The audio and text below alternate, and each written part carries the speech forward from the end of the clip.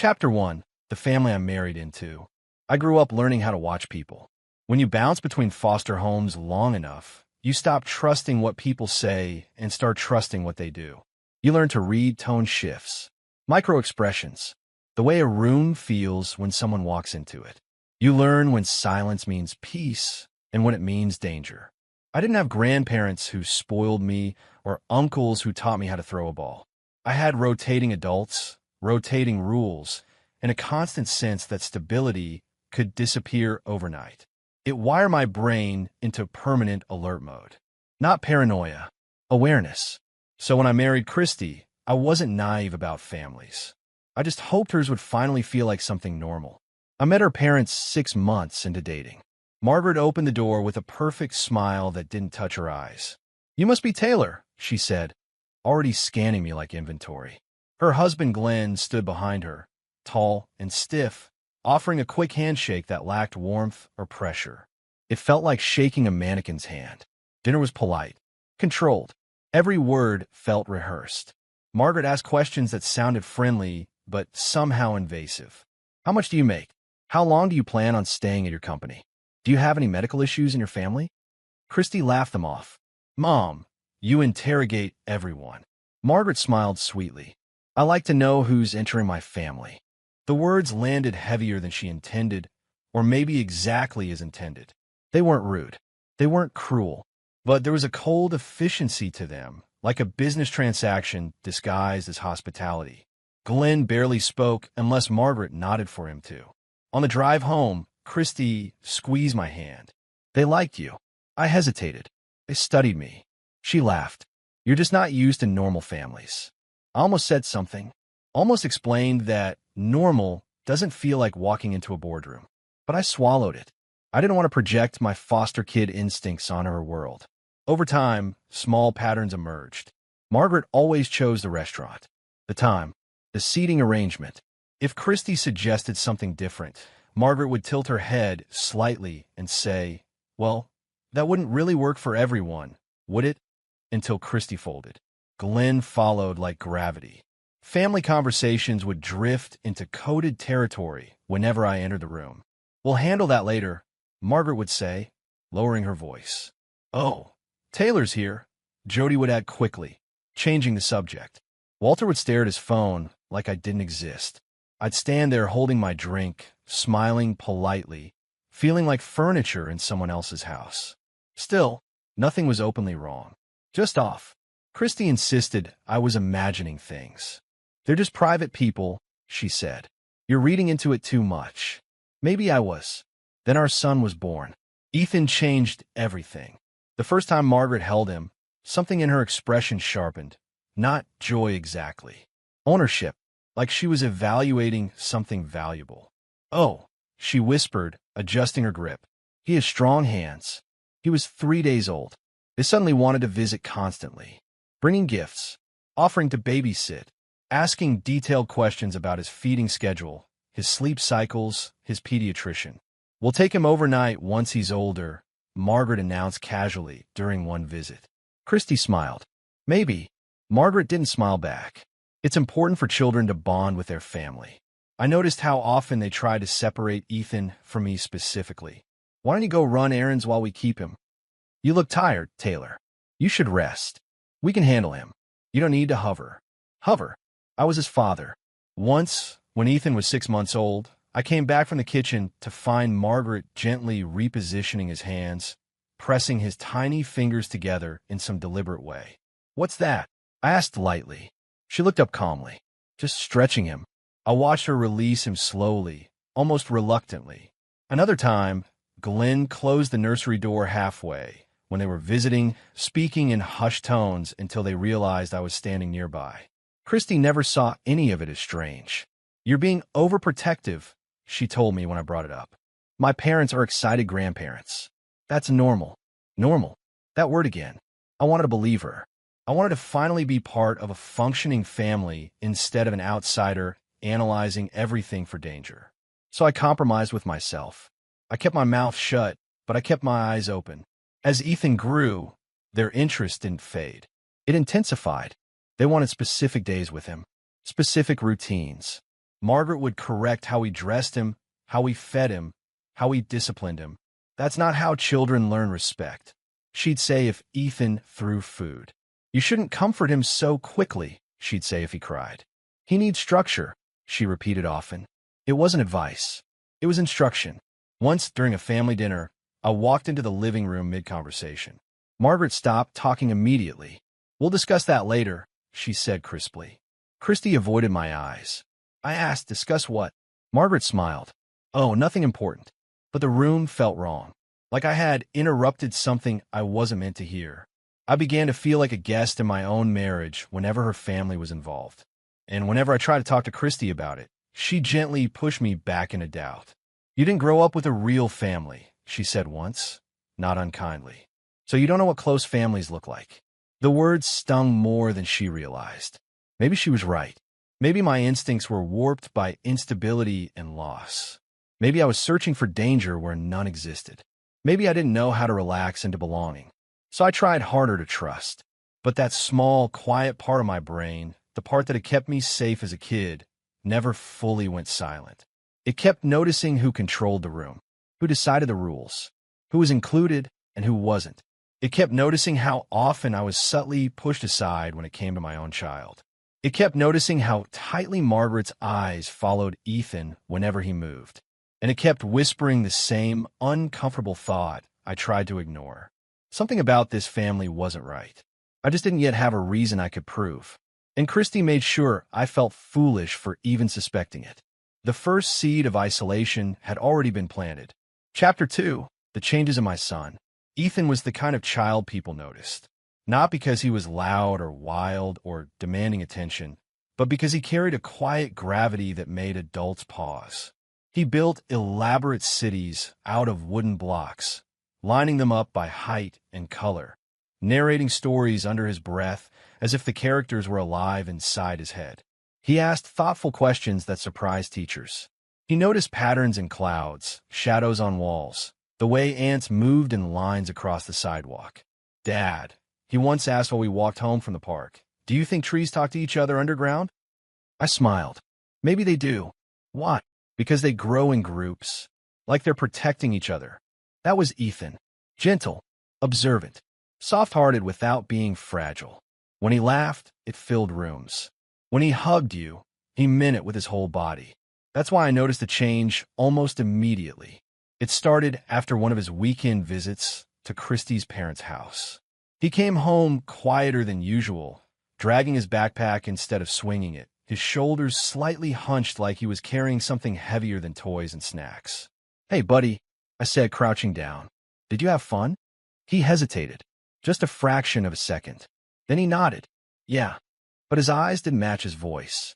That night, he didn't build his block city. He sat on the rug and stared at nothing, picking at a loose thread on the carpet. Everything okay? I asked gently. Uh-huh. He went to bed without his usual bedtime story protest. I told myself I was overthinking it, but the pattern repeated. After each visit with his grandparents, Ethan seemed to shrink into himself. His laughter dulled. He became jumpy at sudden noises. He clung closer to me in public spaces, his small hand gripping my fingers tighter than necessary. One night, around 2 a.m, I heard whimpering. I opened his bedroom door to find him tangled in his blankets, face damp with sweat, eyes wide and unfocused. Ethan, I whispered, sitting on the edge of his bed. Hey, it's okay. You're safe.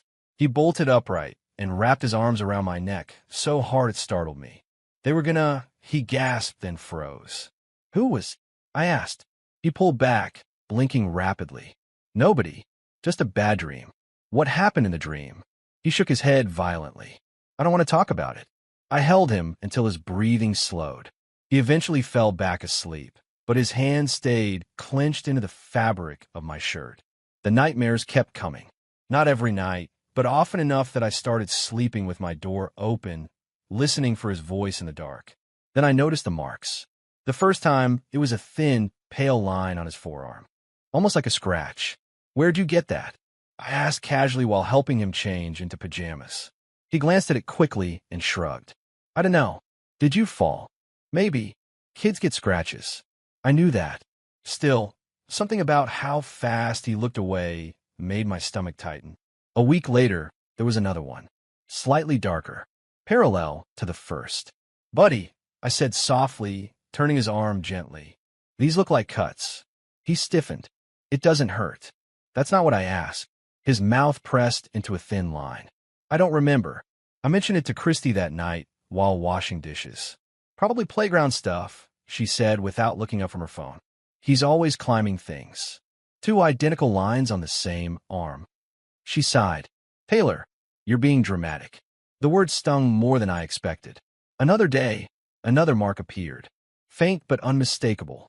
I began watching him more closely. How he flinched when someone raised their voice. How he positioned himself physically closer to me whenever his grandparents were around. How he suddenly needed the bathroom when Margaret offered to take him into another room. One afternoon, during a family visit, I walked into the living room and saw something that made my chest tighten. Margaret had Ethan by the wrist. Not violently, not openly aggressive, but her fingers were wrapped too tightly around his small arm, her thumb pressing into the inside of his wrist as she spoke quietly to him. His face was pale. "Let go of him," I said immediately. Margaret released him instantly, smiling like nothing had happened. He was trying to run with scissors. There were no scissors anywhere near them. Ethan rushed straight to me and buried his face into my side. Christy shot me an annoyed look. Mom was just keeping him safe. I looked down at Ethan. His hand was trembling. That night, I gently lifted his sleeve again. There was a faint reddish fingerprint mark. "My gut twisted." "Did Grandma hurt you?" I asked softly. He shook his head too fast. "No, buddy, you can tell me anything." He opened his mouth, then closed it. His eyes filled with something like fear. "I don't want to get in trouble." "With who?" He shook his head again, lips pressed tight. I didn't push. I just held him. Later, when I told Christy, her frustration spilled over. "You're turning everything into a crime scene," she snapped. "My mother would never hurt him." "I'm not accusing. I'm worried. You're projecting your childhood onto him." That hit a nerve. Maybe I was. Maybe growing up without safety made me hypersensitive. Maybe I was reading monsters into shadows that weren't there. Maybe every odd interaction felt amplified because I never learned what healthy family dynamics looked like. I wrestled with that thought constantly. At night, I lay awake replaying moments in my head, trying to separate instinct from imagination. Ethan's fear felt real, but fear can be contagious. I started questioning myself more than anyone else ever had. Was I creating a problem where none existed? Was I planting anxiety into my own child by being overprotective? Was I sabotaging my marriage with suspicion? Still, the scars didn't disappear. The nightmares didn't stop. Ethan's body language didn't lie. One evening, while coloring together, he drew a picture of our house. Me, him, our dog. Then, in the corner of the page, he scribbled something dark and heavy, pressing the crayon so hard it nearly tore the paper. "What's that?" I asked gently. He hesitated. "Nothing." I didn't push, but something in my chest tightened. It felt like standing in front of a door I wasn't allowed to open yet, hearing sounds on the other side that didn't make sense. Christy continued brushing off every concern. "He's sensitive. He's imaginative. You're worrying too much. You didn't grow up with family stability. You don't know what's normal." Maybe she was right, or maybe something was being carefully kept out of my sight. Either way, the feeling wouldn't leave me, a subtle sense that something was being hidden. Chapter 3, The Birthday Request. The idea came in casually, the way dangerous things often do. Christy was standing at the kitchen counter, scrolling through her phone while I packed Ethan's lunch for the next day. The house smelled faintly of dish soap and toast. Normal sounds. Normal life. Ethan was on the floor behind me, lining up toy cars by color, humming softly to himself. "My mom called," Christy said, not looking up. "They want to throw Ethan's birthday party this year." I paused mid-sandwich. "Here." "No, at the farmhouse." The word landed heavier than it should have. Ethan's humming stopped. I glanced over my shoulder.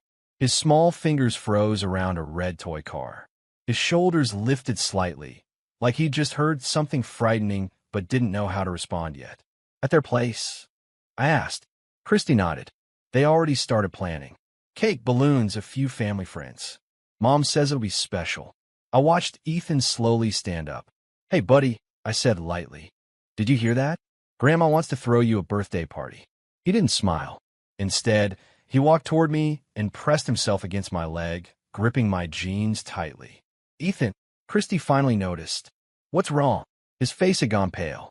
His eyes flicked toward his mother and then back to me. His fingers tightened in the fabric like he was afraid I might disappear. I don't want to go, he whispered. Christy laughed softly. Oh, sweetheart, you love Grandma's house. He shook his head. I crouched down so we were eye level. Hey, talk to me. Why don't you want to go? His mouth opened. Dad, don't go, he said quickly, his voice shaking. Last year they made me. Christy moved faster than I've ever seen her move. Her hand clamped gently but firmly over his mouth. Oh my goodness, she laughed, forcing brightness in her voice. He's being silly. He's just making things up again, aren't you? Ethan's eyes widened in panic above her fingers. I stood up slowly. Christy. She released him and smoothed his hair. He's got such an imagination lately. Probably just nerves about having a party. Ethan didn't speak again. He stepped behind me and pressed his forehead into my lower back, hiding. My pulse had already started to climb. Ethan, I said quietly, what were you trying to say? He shook his head against my shirt. Christy crossed her arms. Taylor, you're not about to start this again, are you? Start what? He was in the middle of a sentence. He was about to say something ridiculous. Kids exaggerate. Ethan stayed silent. The room felt suddenly too quiet. I knelt again and gently placed a hand over his small back. Buddy, you're not in trouble. You can tell me. He lifted his head slightly, eyes glossy. His lips trembled. Then he swallowed and looked away. I don't remember, he murmured. Christy exhaled sharply. See, I didn't respond. My chest felt tight. That unfinished sentence echoed in my head. Last year they made me. Made him what? Christy's phone buzzed again. She glanced at the screen and smiled. That's Mom. She's excited. She says they'll do the tradition again. I looked up. What tradition? She shrugged. Just family stuff. Cake, candles, little rituals. Nothing weird. Rituals. The words scraped against my nerves. Ethan's fingers tightened into my shirt again. Do you have to go too, Dad? He asked quietly. I nodded. Of course I'll be there. His breathing didn't ease. Christy rolled her eyes. He's just being clingy today. Christy, I said carefully, he clearly doesn't want to go. He'll get over it. Kids resist anything unfamiliar. It's not unfamiliar. He's been there plenty of times. She hesitated, then said lightly, maybe he just doesn't want to share attention. Ethan shook his head again, but stayed silent. I studied him. His posture was closed, guarded. His eyes darted toward the hallway like he wanted to escape the conversation entirely. What happened last year at their house? I asked him gently. His mouth opened slightly. Christy stepped in. Nothing happened. I turned to her. Let him answer.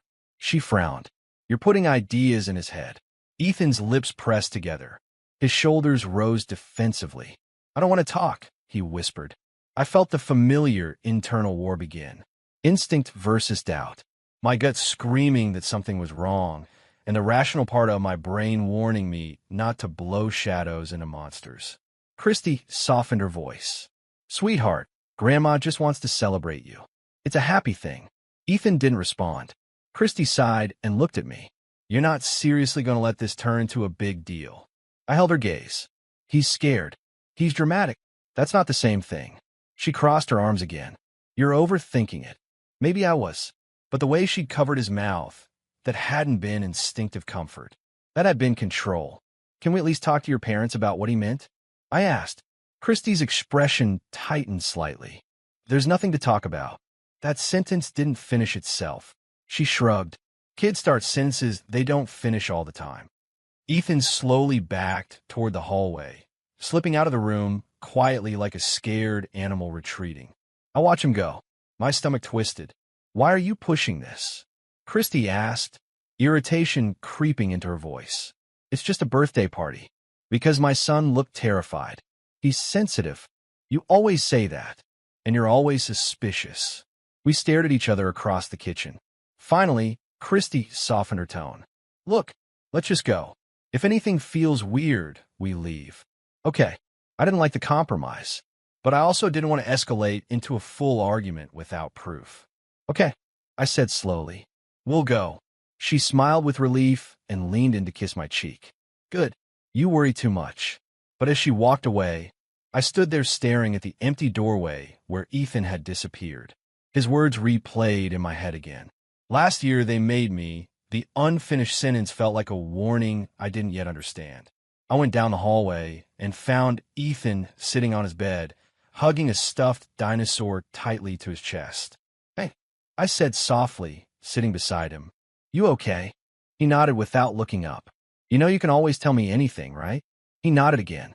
I gently squeezed his shoulder. I'll be with you the whole time. His grip on the dinosaur tightened. I promise, I added. He whispered, barely audible, okay.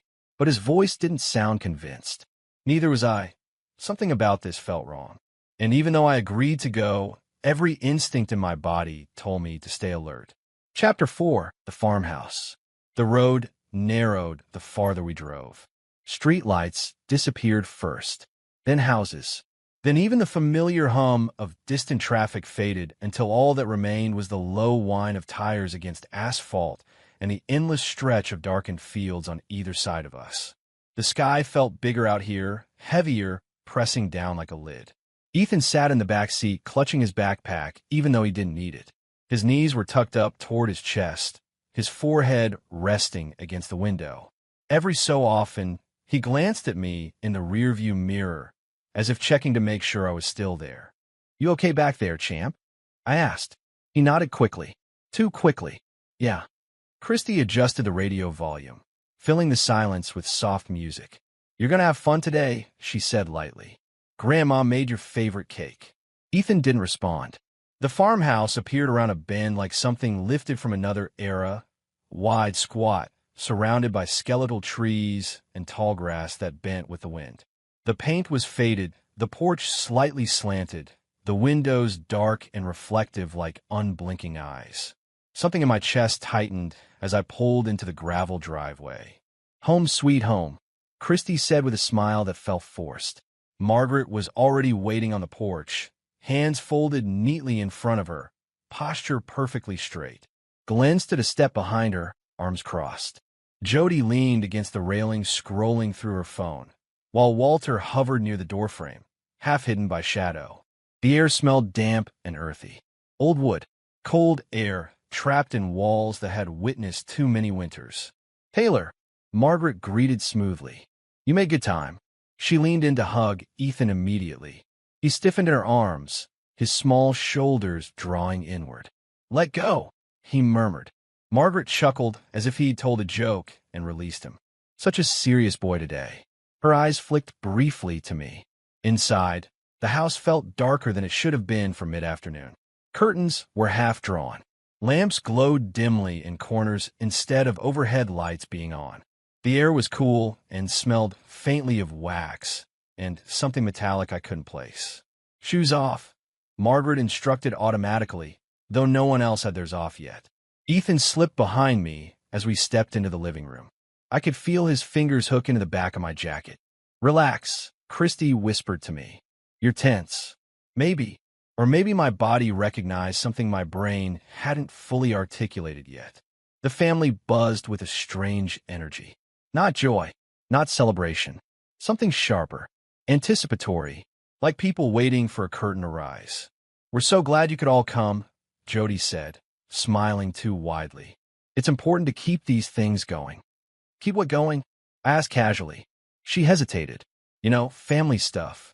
Margaret swept in smoothly. Continuing the line, she said with a small nod. Honoring tradition. The words sat heavy in the air. Ethan pressed closer to my leg. Glenn cleared his throat. Everything ready? Margaret nodded. Almost. Walter smiled faintly at something only he seemed to understand. I watched the exchange carefully.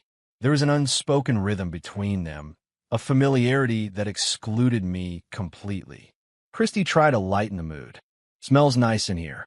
Are you baking already? Margaret's lips twitched. Not yet. She ushered us toward the dining area, but subtly positioned herself between me and Ethan as we walked. I adjusted my step without thinking, keeping my son beside me. Ethan's breathing had quickened. His eyes darted around the room as if searching for exits.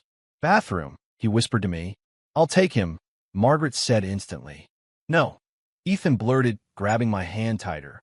I met Margaret's gaze. "I've got it." A flicker of something unreadable crossed her face before she smiled again. "Of course." I walked Ethan down the hallway myself. The hallway felt narrower than I remembered, the ceiling lower, the shadows deeper. "You okay?"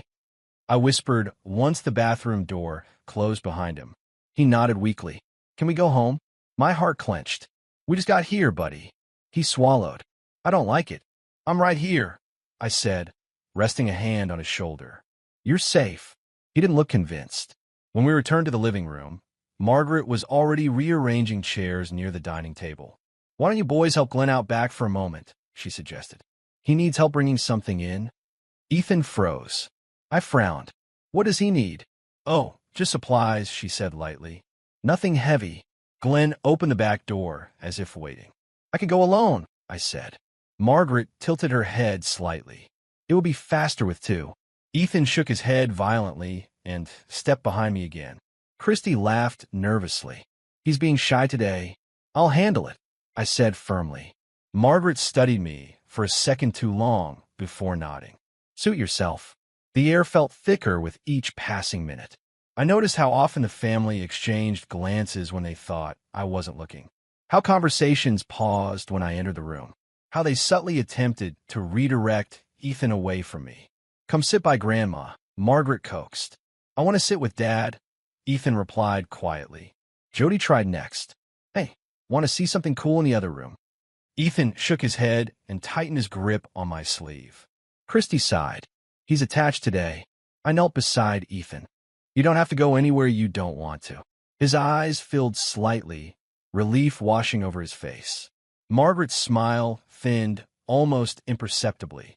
The coded language continued. "We'll begin soon," Glenn murmured. "Everything's aligned," Margaret replied. "It's important we don't delay," Jody added. I felt like I was standing inside a conversation written in a different language. Finally, Margaret turned toward me again. "Taylor, would you mind running into town quickly? We forgot candles." I blinked. "Candles?" "Yes," she said smoothly. "Birthday candles. The store's only a few minutes away." Christy nodded. "Oh yeah, we need those." I looked down at Ethan. His face drained of color. "Dad," he whispered urgently. My instincts flared hard. "I can take Ethan with me," I offered. Margaret's eyes sharpened. "No need. We'll keep him entertained." Ethan shook his head fiercely. "I'll be quick," Christy added. "You don't need to worry." Every fiber of my body screamed not to leave him here alone. But I also knew something else. If I refused outright, whatever was brewing here would simply stay hidden. I needed to see what they were trying so hard to keep me away from. I forced my voice to stay calm. "All right, I'll run and grab them." Ethan stared at me, panic flashing across his face. I knelt and whispered, "I'll be right back. Don't move from this room." He nodded slowly, tears pooling in his eyes. Margaret smiled in satisfaction. I walked toward the door, keys in hand, heart pounding hard enough to feel in my ears. But I had no intention of going far. I was going to pretend to comply and stay close enough to see exactly what they were hiding. Chapter 5. I pretended to leave. I forced myself to walk normally as I stepped off the porch. No rushing, no hesitation, no backward glances. Margaret stood in the doorway watching me, her arms folded neatly, her expression calm and unreadable. Christy gave me a small wave, already turning back toward the living room. Ethan remained frozen near the couch, his eyes locked onto mine, wide and glassy with fear. "I'll be right back," I called casually. 10 minutes. Ethan didn't respond. His fingers curled tightly into the fabric of the couch cushion like anchors. I slid into the driver's seat and started the engine, the sound too loud in the quiet countryside. Gravel crunched beneath the tires as I backed out of the driveway. In the side mirror, I caught one last glimpse of Margaret still standing there, watching the car disappear down the road. The moment the farmhouse vanished behind the bend, my chest tightened. I drove another 100 yards, then slowed. Another 50. My heart was beating so hard it made my vision pulse. I checked the mirrors. No cars. No movement. Just empty road and swaying fields. I flipped the turn signal, turned into a narrow dirt pull-off, and cut the engine. Silence rushed in like water. I sat there for a full 30 seconds, breathing slowly, forcing my shaking hands to still. My instinct screamed that I was about to uncover something I couldn't unsee, but they screamed louder that leaving Ethan alone inside that house even for a few minutes was a mistake I couldn't undo. I turned the key again, this time rolling forward without headlights, coasting slowly until I reached a side access road I remembered from previous visits. It curved behind the property line, shielded by overgrown hedges and leaning fence posts. I parked behind a cluster of trees and killed the engine. The farmhouse stood just ahead, looming through branches like a dark silhouette. One side of the structure faced open fields. The other side, the garage side, was partially hidden by a collapsing shed and tall weeds. I stepped out carefully, gravel crunching softly under my shoes. The air was cold and damp, carrying the smell of soil and old leaves. Somewhere far off, a bird called sharply and then went quiet. I kept low, moving along the fence line until I reached the side of the garage. The building was old, its paint peeling, wood warped by decades of weather. A narrow side door sat slightly recessed into the wall, partially hidden behind stacked plastic bins and a leaning ladder. I tried the handle. Unlocked. A chill slid down my spine. I eased the door open just enough to slip inside and closed it quietly behind me. The garage smelled like oil, dust, and rusted metal. Light filtered through grimy windows, illuminating floating dust particles in the air. Old tools hung crooked on pegboards. Cardboard boxes were stacked in uneven towers, labeled in fading marker. Holiday, supplies, seasonal. I moved slowly, every sound magnified in my ears. My shoes brushed against concrete. My jacket sleeve grazed a hanging tarp and made a soft, rasping noise that made my heart jump. I froze. Nothing. No voices. No footsteps. Just the distant murmur of muffled conversation coming from inside the house. I edged closer to the interior wall, scanning for any line of sight. Then I saw it, a narrow, rectangular window positioned high on the wall between the garage and the dining room. The glass was coated with years of dust and cobweb residue, but faint movement was visible beyond it. I carefully climbed onto an overturned crate and leaned forward just enough to peer through. My pulse spiked. I could see into the dining room. The heavy wooden table was still there for now, surrounded by chairs. Margaret stood near the far wall, speaking quietly to Glenn. Jody hovered near the doorway, holding something small in her hands. Walter leaned against the corner, arms folded. Christy stood among them. Ethan was not in the frame yet. I held my breath, afraid even the sound of my own breathing might somehow travel through the glass. Margaret clapped her hands softly once. "All right, let's get started." Glenn nodded and began lifting chairs away from the table, stacking them against the wall. Jody joined him. Walter moved the centerpiece aside carefully, as if handling something fragile. My stomach tightened. Why would they be clearing furniture for a birthday party? Christy hesitated near the table. "Do we really need to move all of this?" Margaret turned toward her sharply. "Yes, there needs to be space." "Space for what?" Christy nodded slowly and helped slide the table a few inches. The scraping sound echoed faintly through the room. I shifted my weight on the crate, tried to improve my angle without making noise. My heart thudded violently against my ribs. I felt sweat forming along my palms despite the cold air. Jody began pulling curtains fully shut. One by one, the room darkened as natural light disappeared. Glenn flipped on a small lamp instead of the overhead lights, casting uneven shadows across the walls. Walter reached into a cabinet and removed a box.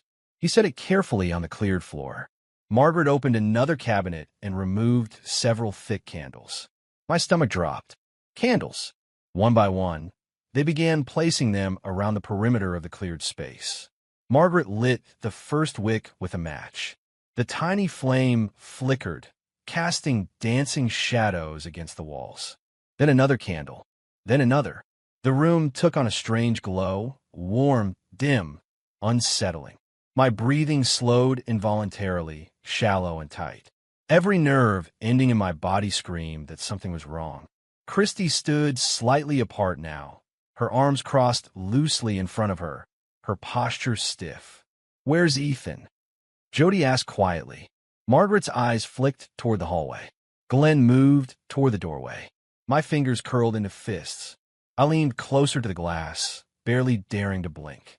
The family continued arranging the room in deliberate silence.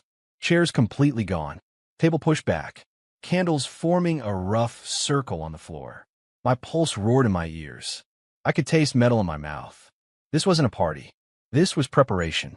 I stayed perfectly still, eyes locked on the scene unfolding through the dusty glass, heart pounding so hard it felt like it might give me away, watching silently as they finished clearing the space and continued lighting the candles. Chapter 6, The Ritual. My breath caught when Ethan entered the room.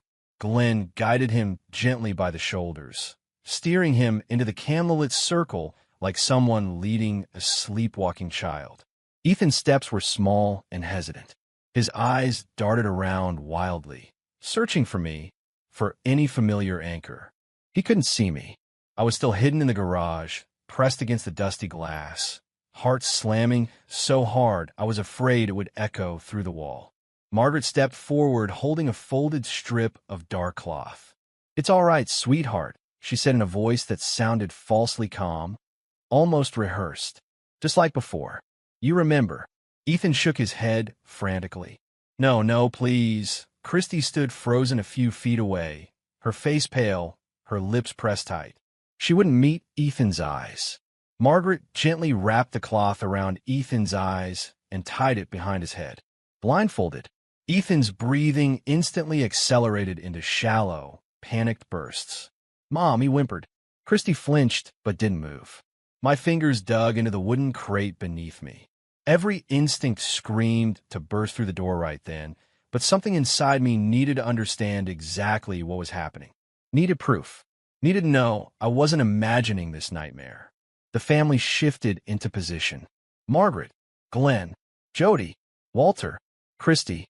They spaced themselves evenly around Ethan, forming a loose circle illuminated by flickering candlelight. Shadows stretched across the walls, twisting their faces into unfamiliar shapes. Glenn spoke first, low and steady. "We continue the line." Jody followed softly. "We honor what was given." Walter murmured, "We keep it strong." The words overlapped slightly, forming a rhythm. A chant. My stomach churned. Ethan trembled in the center of the circle, his hands clenched tightly into fists at his sides. Margaret stepped forward again. In her hand, she held something small and metallic. A sharp instrument. My vision narrowed. "Oh God," I breathed silently. Ethan sensed the movement and recoiled instinctively, bumping into Glenn behind him. "Please, please don't," he cried. Glenn placed his hands gently on Ethan's shoulders, not roughly, but firmly enough to hold him in place. Jody lightly took one of his wrists. Walter hovered close, ready to steady him if he struggled. They weren't acting angry. They were acting practiced, like this was routine. Margaret crouched slightly, so she was at Ethan's level. "This will be quick," she said calmly. "You're doing very well." I felt something inside me fracture. Ethan's muffled sobs began as the blindfold shifted slightly with his shaking. Margaret raised the instrument. Time slowed. I could hear my own heartbeat pounding in my ears. My hands were shaking violently now. My chest felt too tight to breathe properly. Then she made a small, deliberate motion. Ethan cried out sharply. I couldn't see everything clearly through the dusty glass, but I saw enough. A quick, controlled movement. A flash of red against his skin. Margaret's hands steady and precise. Blood. Not much, but unmistakable. Ethan's cry broke into muffled sobbing as Glenn tightened his grip slightly to keep him from pulling away. My brain screamed. Those faint scars. The identical lines. The way he flinched. It all snapped into horrible clarity at once. They had done this before. To my son. My legs nearly gave out beneath me. I fumbled for my phone with trembling hands, crouching lower against the wall to keep hidden. My fingers felt numb as I unlocked the screen and pressed the emergency call button. The dial tone sounded impossibly loud. I pressed the phone close to my mouth and whispered, 911. What's your emergency? My son is being hurt, I whispered urgently. I rattled off the address. My in-laws are cutting him. Please send help. Please. The dispatcher's voice sharpened. Sir, stay on the line. Are you in a safe location? I'm nearby, I whispered. They don't know I'm here. Officers are being dispatched now. I ended the call quietly and slid the phone into my pocket. My hands were slick with sweat. I looked around frantically for something, anything that could serve as protection if this turned violent. My eyes landed on a rusted tire iron leaning against the garage wall near an old toolbox. I grabbed it. The cold metal felt heavy and solid in my grip. Through the window, Margaret lowered her hand. Jody released Ethan's wrist. Glenn loosened his hold slightly as Ethan sagged forward, sobbing quietly beneath the blindfold. Good, Margaret said calmly. It's done. Done. Rage surged through me so hard my vision blurred. I didn't think anymore. I didn't hesitate. I jumped down from the crate, shoved the garage door open, and sprinted toward the house. The tire iron was clenched tightly in my fist as I charged straight for the door, adrenaline drowning out every other sensation. I burst inside to stop it. Chapter 7, they called it tradition. The door slammed open so hard it rattled the frame. Every head in the dining room snapped toward me. For a split second, the candlelight froze the scene into something unreal. Margaret standing upright with calm composure. Glenn still half-bent near Ethan. Jody stepping back instinctively. Walter stiff against the wall, and Christy frozen in the middle like a statue carved from guilt and fear. Ethan was still blindfolded, shoulders shaking, small sobs trapped behind his clenched jaw. I charged straight into the circle. Get away from him, I roared. The tire iron was raised in my hand without me even realizing it. My voice sounded feral, raw, ripped straight from someplace deep in my chest I didn't usually touch. Glenn released Ethan instantly, hands flying up. Jody stumbled backward into a chair. Walter sucked in a sharp breath. Margaret, however, didn't flinch. I ripped the blindfold off Ethan's face and pulled him into my chest, wrapping my arms around him so tightly I could feel his heart racing against mine. Dad, he sobbed, burying his face into my shirt. Dad, I was scared, I know. I whispered fiercely, pressing my cheek against his hair. I've got you. I've got you. Christy took a step forward. Taylor, wait. I swung the tire iron slightly toward her without breaking eye contact. Don't come any closer. The room was thick with candle smoke and tension. Margaret tilted her head, studying me calmly, almost curiously. You weren't supposed to see that. My blood boiled. You were hurting my son. She sighed softly, as if correcting a misunderstanding. We were honoring him. Glenn nodded slowly. It's a family tradition. I stared at them in disbelief. You cut him. You restrained him. You traumatized him. That's not tradition. That's abuse. Margaret's voice sharpened just slightly. You don't understand our family. No, I snapped. You don't understand the law. Christy's hands trembled at her sides. Her face had gone pale, her eyes glossy. Taylor, it's not what you think. I turned to her, stunned. You watched them do that to him. Tears slid down her cheeks. I went through it too. The words hit me like a punch to the chest. What? I whispered. She swallowed hard. My mother did it to me. Her mother did it to her. It's how we've always done it. It's supposed to make us stronger, resilient. I stared at the woman I married, trying to reconcile her gentle voice with the horror I'd just witnessed. You let them do it to our son, I said slowly, my voice cracking. You covered his mouth when he tried to tell me. She shook her head helplessly. I didn't want you to panic. You wouldn't understand. I understand perfectly, I said. You failed him. Margaret stepped forward slightly. This has nothing to do with you, Taylor. You're an outsider. That word again. I pulled Ethan tighter against me. He's my son. You don't touch him ever again. Walter spoke for the first time, his voice low and uneasy. You shouldn't have interfered. My grip tightened around the tire iron. Say that again. He fell silent. In the distance, faint but unmistakable, sirens began to rise. Margaret's eyes flicked toward the window. Christy looked around in panic. What's that? I didn't answer. The sirens grew louder. Glenn's jaw tightened. You call the police. Yes, I said flatly. And you're all going to explain this to them. Margaret's lips pressed into a thin line. You've destroyed something sacred. You destroyed a child's safety. I shot back. Ethan whimpered slightly and clung tighter to me. The sirens closed in fast now, echoing across the open fields outside. Red and blue lights flashed through the cracks in the curtains. Footsteps thundered onto the porch. A loud knock shook the door. Police! Open the door. I didn't move. Glenn slowly stepped forward and opened it.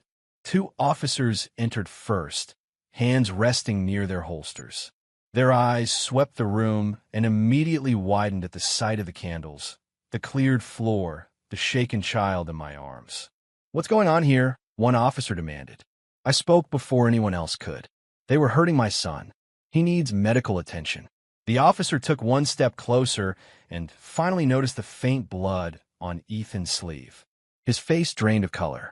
Oh my God, the second officer muttered. Another officer stepped in behind them, then another. The room filled quickly with uniforms and radios crackling. One officer covered his mouth and turned away sharply, gagging as the realization settled in. Jesus, someone whispered. The calm, controlled atmosphere the family had maintained collapsed instantly into chaos. Margaret tried to speak. Officer, this is a private family matter. Ma'am, step away from the child, an officer barked. Glenn raised his hand slowly. Jody began crying loudly. Walter backed toward the wall, pale and sweating. Christy stood frozen, eyes wide, as if watching her entire world shatter in real time. An officer gently approached me. Sir, are you the father? Yes, I said, my voice shaking now that adrenaline was wearing off. You did the right thing, he said quietly. We're going to take care of him. Paramedics rushed in moments later with a stretcher and medical bags.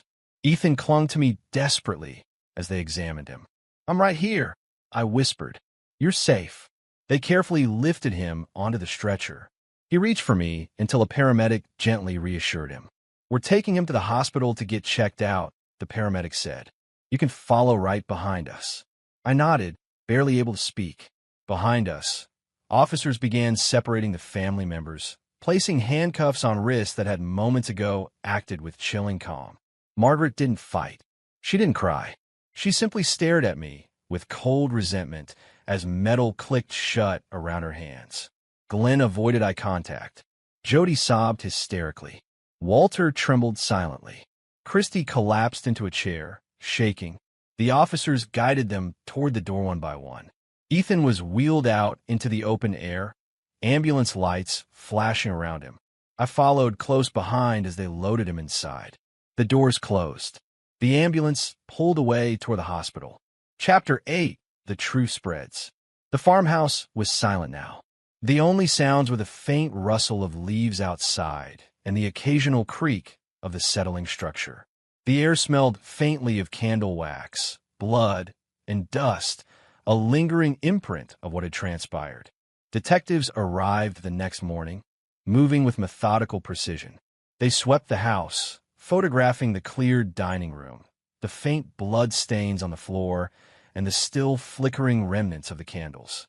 Margaret, Glenn, Jody, and Walter sat silently in separate rooms under watchful eyes, their expressions unreadable, though their eyes darted nervously to one another. One officer called me aside. We're going to need your full account. I nodded numbly. My hands were still trembling. Of course. They began uncovering the first layers of evidence almost immediately. A hidden compartment behind a false panel in the hallway revealed stacks of journals, each meticulously dated. Pages were filled with handwriting that detailed precise, ritualistic instructions for children. How to restrain them, when to cut, which prayers or chants to recite.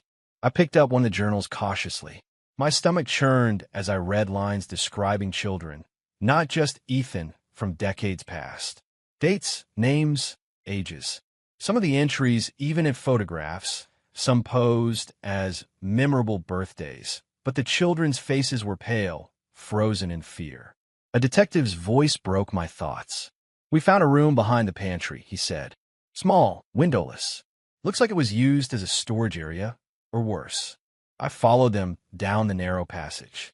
Inside, the walls were lined with more journals, a few videotapes, and several dusty, unmarked boxes. One tape bore my breath away. It was labeled with a date, my pulse hammering in my ears. When they played it, my stomach dropped.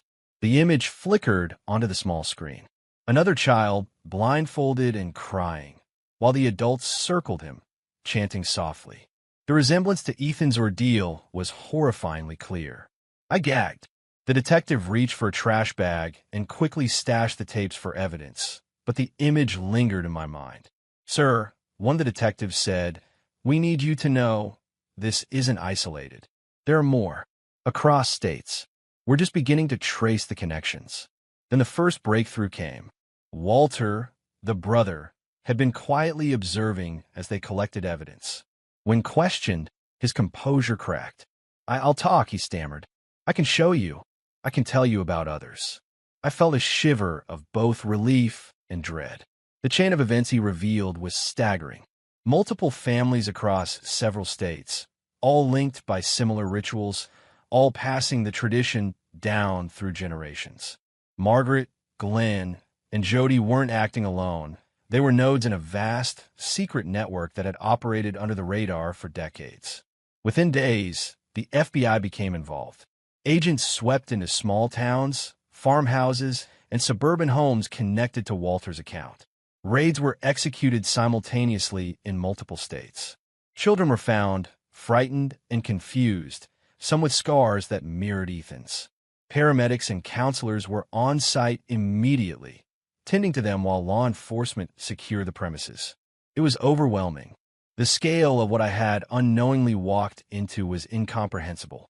I couldn't stop picturing Ethan's small face, blindfolded and trembling, and the thought that countless others had endured the same horrors. Christy was brought in for questioning. Her calm composure had cracked.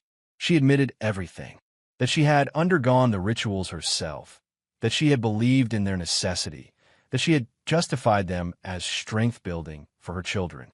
I felt my chest tighten with rage and grief, a deep, stabbing betrayal. "You let them do this to our son," I said quietly, my hands balling into fists. "You watched it happen. You could have stopped it." "I thought it was right," she said softly. "I thought I was protecting him by letting it happen the way we always did. I didn't think." I shook my head. "You didn't think? My son was terrified. He trusted you. And you turned your back." I left the interrogation room with a hollow ache in my chest. Trust shattered. My family, my little family, torn apart by generations of cruelty. Divorce proceedings began almost immediately. I had to protect Ethan to ensure he would never be subjected to another second of that environment.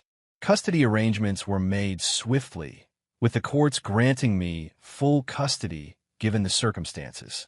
Christie's involvement in the rituals, coupled with her unwillingness to see them as abuse, left little room for negotiation. Ethan started therapy that very week. The first session was tentative. He sat on the edge of the couch, hands in his lap, eyes flicking constantly to the door. The therapist, a kind but firm woman named Dr. Harper, approached slowly. "Hi, Ethan," she said softly. "I'm glad to meet you. You're safe here." Ethan's fingers twitched. I don't want anyone to hurt me." "You won't be," she assured him. "We'll work together to make sure you feel strong and safe again." I watched silently, fighting back tears. His small shoulders were still tense, his movements cautious, but there was a spark in his eyes, the recognition that someone outside of the family cared and believed him. Meanwhile, the investigation continued to expand. Walter cooperated fully, providing documents, names, and leads that allowed authorities to dismantle multiple cells of the network. Agents discovered hidden rooms, ritual implements, and journals in nearly every location they visited. Each discovery added to the puzzle, revealing the scope of the generational abuse that had been carefully concealed. Through all of it, I grappled with Christie's betrayal. Not just the acts themselves, but the denial, the minimization, and the complicity. The woman I had married, the mother of my child, was implicated in the very system that had terrorized Ethan. My anger coexisted with a gnawing sadness. She had once been a victim, too, and yet she had chosen to perpetuate the cycle. But for Ethan, there was hope. Therapy sessions, careful routines, and the unwavering reassurance that he was safe in my care slowly began to stabilize him. Small victories, a smile during breakfast, a block city built without fear, a whispered joke, became milestones. I kept detailed notes, both for my own clarity and to help investigators. Every change in Ethan's behavior, every detail recalled about the rituals, every piece of evidence I could provide became critical. Even as the legal and investigative machinery moved forward, one thing was certain. The world had shifted for us. Trust had been shattered, innocence violated, but in the cracks, a path towards safety and justice began to form. The farmhouse, once a place of dread and shadows, now sat empty, a quiet monument to what had been uncovered. And for the first time in weeks, I felt a fragile sense of control returning, not over the horrors that had occurred, but over what came next. Protecting my son, supporting other victims, and ensuring the network's reach would be destroyed. Ethan clutched my hand as we left the hospital that afternoon, small but steady steps. He glanced up at me, a faint but real smile brushing his lips. I returned it, a silent promise in my heart. No one would ever hurt him like that again.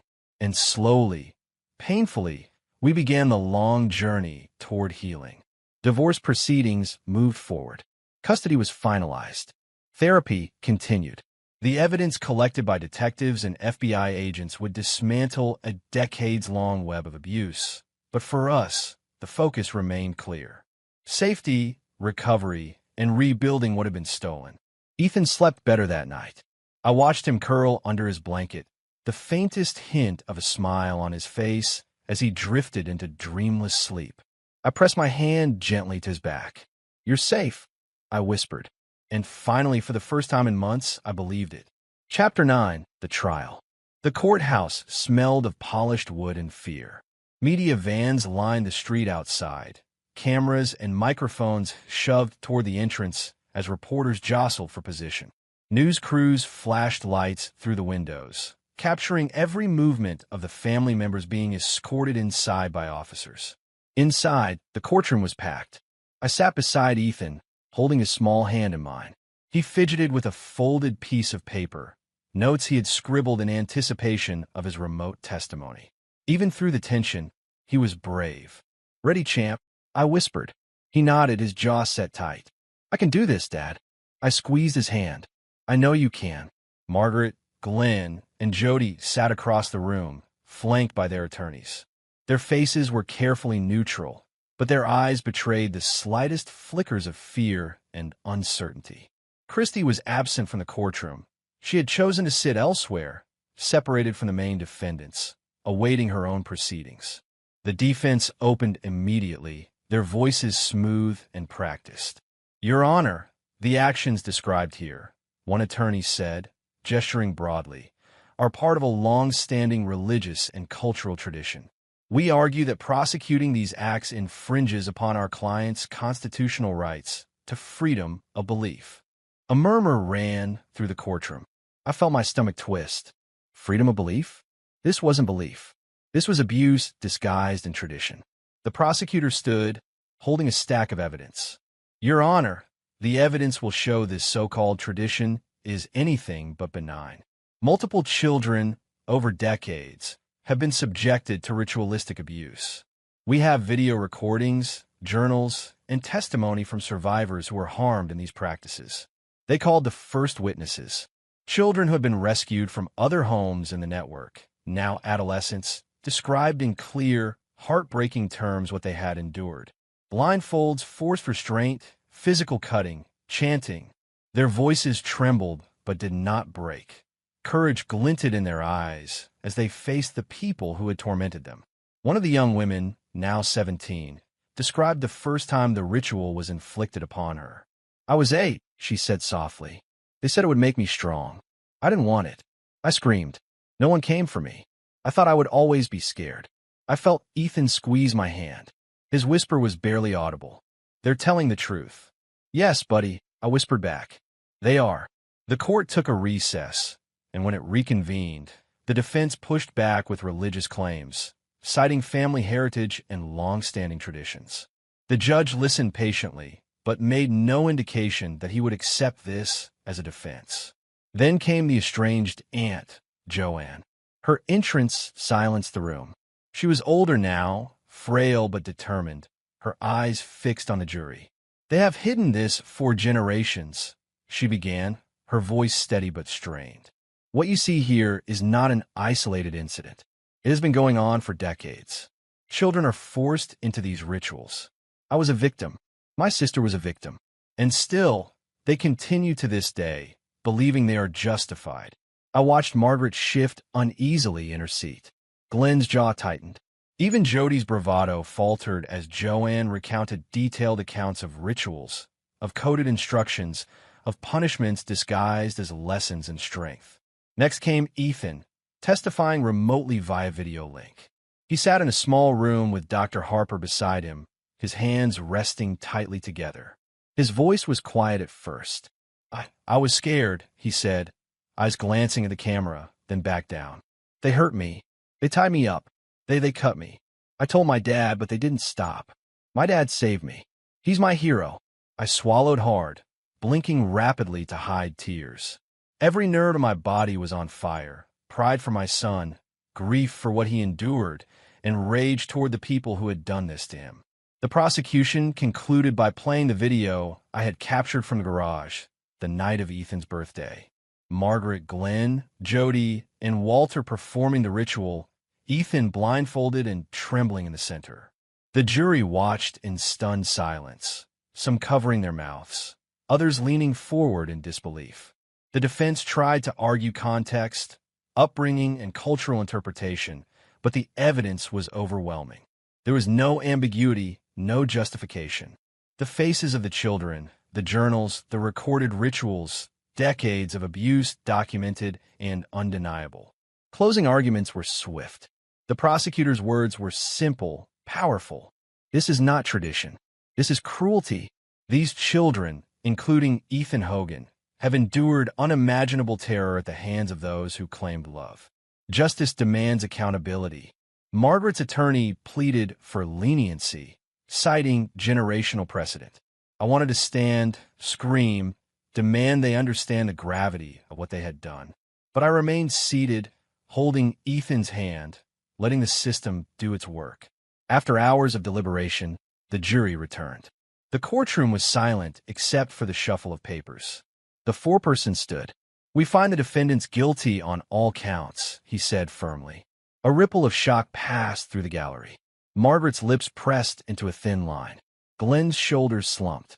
Jody buried her face in her hands. Walter looked pale as a sheet. The judge's sentence was harsh but necessary. Life without parole for Margaret and Glenn. Long-term imprisonment for Christy and Jody. Walter received a substantial sentence, with the possibility of cooperation reducing time if he continued to assist authorities in dismantling the network. Outside the courtroom, media cameras flashed, capturing the expressions of the convicted as officers escorted them away. The scale of the network's destruction was also reported. Multiple families across several states dismantled, children rescued, decades of abuse exposed. I held Ethan close as we exited. His small frame leaned into mine, finally able to relax slightly. We had won justice, but the road to healing would still be long. For now, though, the nightmare was over. The people who had tormented us, and countless others, were behind bars. The network that had hidden in shadows for generations had been dismantled. Ethan whispered softly, "They won't hurt anyone else, right?" I kissed the top of his hair. "No one else, buddy. Not anymore." And for the first time in months, I allowed myself to believe it. The ritual, the abuse, the fear, it was all being replaced by something stronger.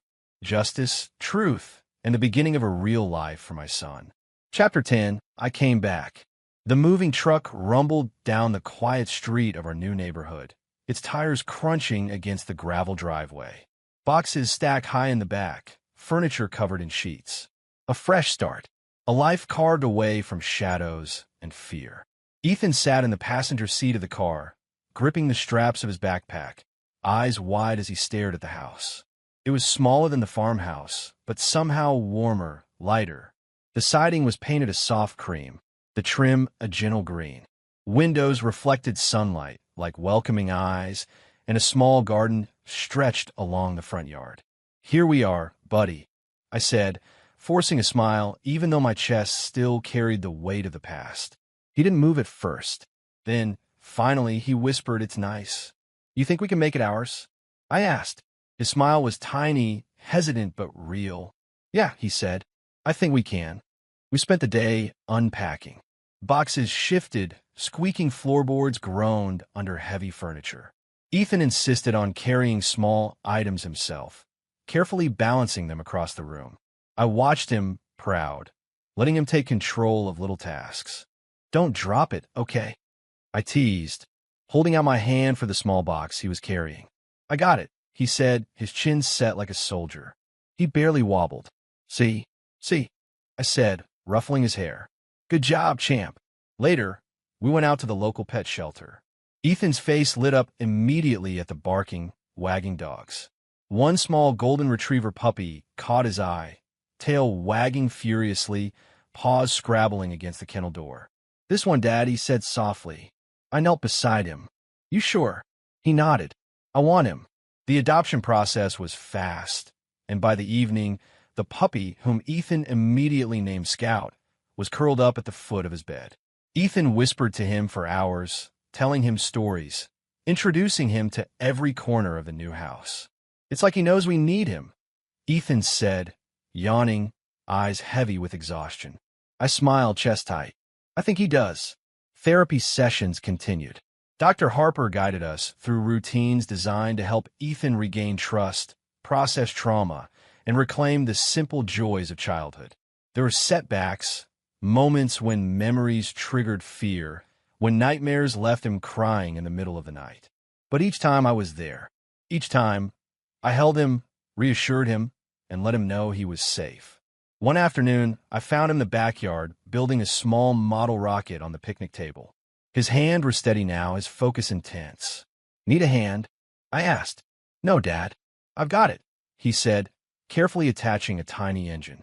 I watched him work, the concentration etched on his face. For the first time, I realized he was reclaiming control. Something that had been stolen in the farmhouse, confidence, safety, mastery over his own body, was slowly coming back. Evenings became our time. Scout sprawled across the living room rug, Ethan reading quietly beside him, me sitting nearby, letting the silence fill the gaps left by the past. Occasionally, we talked about the case, not in vivid, horrifying detail, but in ways that helped him process the victories, the rescue of the other children, the dismantling of the network. One morning, a letter arrived. My hand shook as I opened it. It was from the lead detective in the case. "Taylor, thanks to your quick thinking, bravery, and insistence on intervening, dozens of children have been rescued from the same network that terrorized Ethan. Some are finally receiving therapy. Some are with foster family for the first time. You have saved lives. Please know that your courage has changed many futures." I read it aloud to Ethan later that night. He sat cross-legged on the couch, Scout resting his head on Ethan's knee. "You helped other kids too?" he asked, eyes wide. I nodded. "Yeah, buddy. Lots of them." He looked thoughtful for a long moment. Then he whispered, barely audible, "I'm glad you came back, Dad." My chest tightened. I knelt and hugged him, holding him close. "I'm glad I came back too," I said. "And I'll always come back. Always." Outside, the sunset painted the sky in streaks of pink and orange. I watched Ethan and Scout playing in the yard, their laughter mixing with the breeze. It wasn't perfect yet. There were scars, invisible ones that would take time to heal. But there was safety. There was laughter. There was trust. I began speaking at local schools, community centers, and conferences, raising awareness about child protection, trust, and recognizing signs of abuse. Every talk I gave, every parent I reached, I carried Ethan's story with me. But I was careful.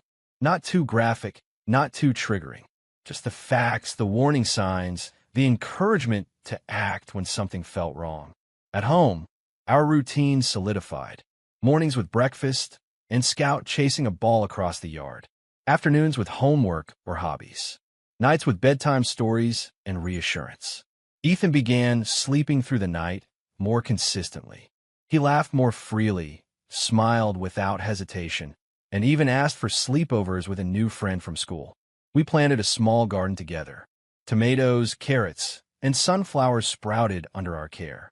I watched Ethan check on them daily, watering, nurturing, taking pride in small growth. One evening, as we sat on the porch sipping cocoa, Scout curled up beside us. Ethan leaned his head against my shoulder. "Do you think the other kids are okay?" he asked quietly. "They are," I said firmly. "People are helping them. They're safe. And you helped make that happen too, by being brave." He thought about that, eyes wide. "I want to help other kids too, when I'm bigger." "You will," I said. "You'll help them, and you'll make sure they're safe. And I'll be right there with you until you're ready." The night settled in, cool and calm. Our home smelled faintly of baked bread, pine from the small living room plant, and Scout's warm fur. The weight of the past still lingered, but it had lost its power. The cycle of fear and abuse had been broken. I tucked Ethan into bed that night. Scout curled at the foot of the bed. "Good night, champ," I whispered. "Good night, Dad," he murmured, his eyes heavy but peaceful. "I'm glad you came back." I kissed his forehead and stepped into the hallway, taking a deep breath. Outside, the world was quiet, safe. Inside, our small family was finally whole. Broken shadows had been replaced with warmth, trust, and a knowledge that the darkness could be fought and beaten. For the first time in years, I allowed myself to believe that we were free, safe, and healing together. We would grow stronger, turning the pain of the past into hope for the future. The story of fear, betrayal, and ritual abuse had ended. The story of survival, courage, and love was just beginning. And in the soft glow of our new home, with Ethan and Scout by my side, I finally felt the weight lift. The cycle was broken. We were safe. We were home.